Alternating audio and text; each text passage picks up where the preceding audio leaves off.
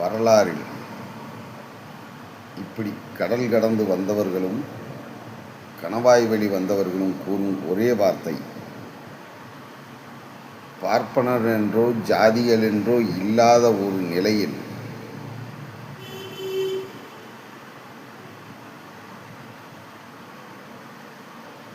ஜாதிகள் இல்லையடி பாப்பா, நீதி வலுவா நெறிமுறையில்.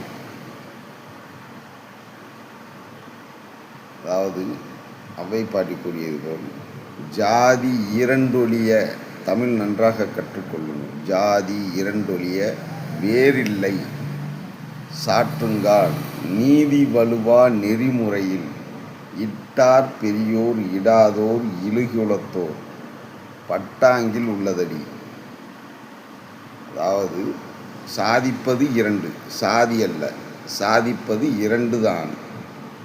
சாதி என்றால் இங்கு இனமல்ல, சாதி என்பது சாதிப்பது.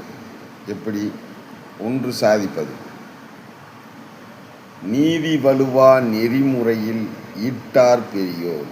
நீதி வலுவானா நேர்மையான முறையில் சமமாக அனைத்தையும் பாவித்து நேர்மையான முறையில் நீதி வழங்கியவர். நீதி வழங்குபவர் தான் இட்டார். நீதி வழங்கியவர் இட்டார் பெரியோர். நீதி அப்படி வழங்கிட்டாங்கன்னா அவங்க பெரியவங்க. இடாதோர் இழிகுலத்தோர். அப்படி நீதி சரியாக பரிபாலனம் செய்யாமல் தப்பான முறையில் தீர்ப்பு வழங்கியவரை இழிகுலத்தோர், தாழ்மையானவங்கன்னு சொன்னாங்க.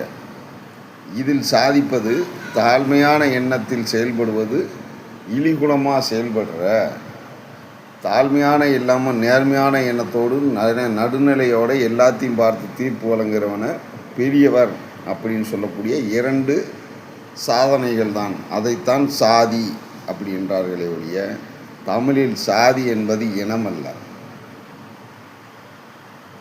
அடுத்து, இங்கு அனைவர் வீடுகளிலும் வேலும் கம்பும் வாளும் கேடயமும் அனைவர் வீடுகளிலும் இருந்தது. போர் வந்தால் அனைத்து வீட்டுகளிலிருந்தும் போர் முனைக்கு ஒருவர் செல்ல வேண்டும், மரத்தமிழனாக. அப்போ இங்கே இருந்த அனைவரும் வீரத்தில் மரத்தமிழனாக இருந்தார்கள். போர் செய்வதற்கு மரம் என்றால் திட்டமான மனதுடன் போய் போர் செய்பவர்கள்.